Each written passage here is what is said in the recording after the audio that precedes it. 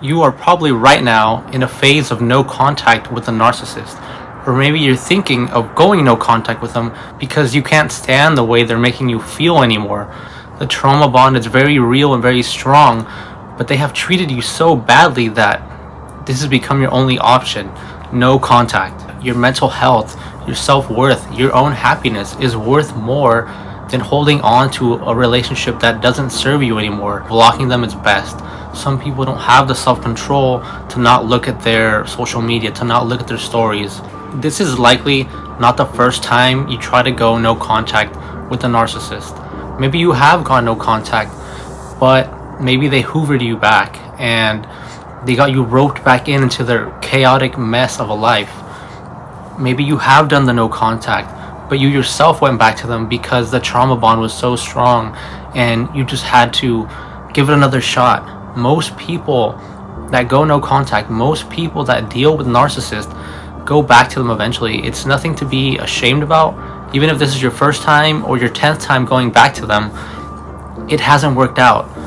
There's a reason. Even if it's the first time, there's a reason you're going no contact. It's because the relationship isn't working out for you. Even if it's the 10th time, what did the other 9 times tell you?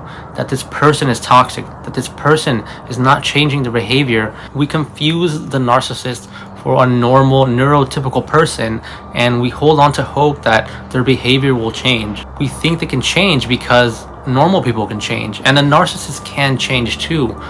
But narcissists or not, change is incredibly difficult, even for normal people without personality disorders. Now imagine a narcissist, someone who doesn't even believe that there's anything wrong with their behavior. We believe the reward is worth the risk. They love bomb you. You just met them, and even though there's always red flags at the beginning, they're very small. The narcissists know that they have to trap you in the beginning, and this is when the mask, the face, the fake face that they put on for you is on the tightest. This is when the risk to reward ratio is in our favor, because we really like this person, because they're treating us really well and we feel on top of the world. We know that we've been burned in the past from relationships. We know that breakups hurt, even non-narcissistic breakups, but we perceive the reward is worth the risk because it is.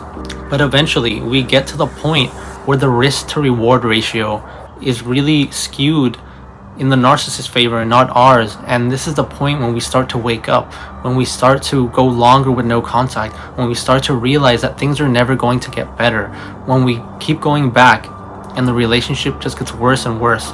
I was once that person who couldn't stop going back to the narcissist, but eventually I looked at the reality of the situation and it woke me up.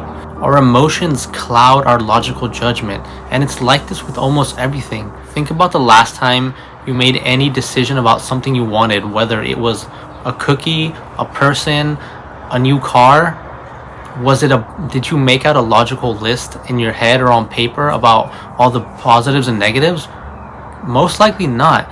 You probably had an emotional decision, and that emotion was what drove your logical thoughts, right? Whenever you get the urge to text them or to look at their social media stories or post, think about why you left them in the first place. Think about all those awful things they did to you. Think about why you got to the point of not having to contact someone. Even if it's someone you love, it's okay to love someone that has hurt you. It's okay to still care and want to talk to someone that has hurt you, but it is not okay to continue to allow them into your life, because they will only continue to abuse you. That urge keeps coming back because you believe the narcissist is a good person, and possibly they are. Everyone is good and bad. You are confusing them for a normal, mentally healthy person, when even if they don't have a full NPD diagnosis, this person has repeatedly shown you who they are, and who they are is a person who doesn't change.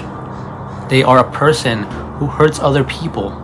Stop believing that you can change them. Stop believing that you can love someone better. Even if you could, why would you want to do that? It is very difficult for people to change, even more so people who you have to force or love to change. Think about how crazy that actually sounds. Imagine if someone had to force or love you hard enough for you to change. Imagine how much energy that would take. Is it even worth it? Is it even worth putting that much energy into someone who hurt you and who has hurt others? We have to look at no contact like a game. Look at it as like an app that's on your phone, and an imaginary app where the longer you don't text them, the better your life gets. Because it's true. I promise you, you will start to feel like your old self. You will start to forgive yourself and even possibly them for hurting you.